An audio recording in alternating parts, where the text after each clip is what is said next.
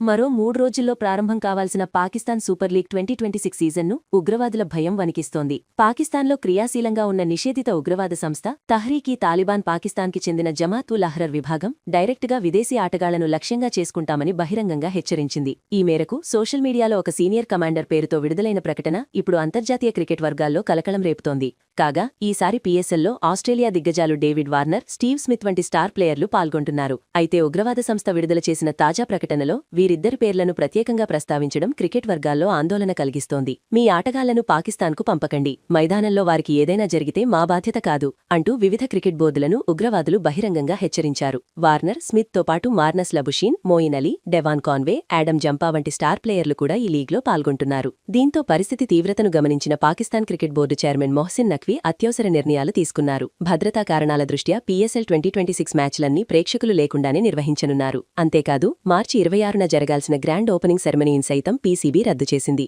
ముందుగా నిర్ణయించిన వేదికలను మార్చి కేవలం లాహోర్, కరాచీ నగరాలకే ఈ మెగా టోర్నీని పరిమితం చేశారు. ఇదే సమయంలో మార్చి 26 నుంచి స్టార్ట్ కానున్న ఈ టోర్నీలో మొత్తం 44 మ్యాచ్లు జరగాల్సి ఉంది. అయితే తాజా బెదిరింపుల నేపథ్యంలో విదేశీ ఆటగాళ్లు పాకిస్తాన్లో కొనసాగుతారా లేదా అన్నది సందిగ్ధంగా మారింది. కానీ ఇప్పటికే కొందరు ఆటగాళ్లు పీఎస్ఎల్ వదిలి ఐపీఎల్ వైపు మొగ్గు చూపుతున్నట్లు ప్రచారం జరుగుతోంది. మరి ఇన్ని విపత్తుల దృష్ట్యా అసలు ఈ టోర్నీ జరుగుతుందా అనే అనుమానాలు కూడా వ్యక్తమవుతున్నాయి. ఎందుకంటే ఆఫ్ఘనిస్తాన్ తాలిబాన్లు సరైన సమయం కోసం చూస్తున్నారు. దీంతో ఈ లీగ్ స్టార్ట్ అయితే దాన్ని లక్ష్యంగా చేసుకుంటే పాక్ని మరింత దెబ్బకొట్టచ్చని వాళ్లు భావించవచ్చని సమాచారం. దీంతో ఇన్ని అవరోధాలు దాటి పీఎస్ఎల్ అసలు జరుగుతుందో లేదో చూడాలి.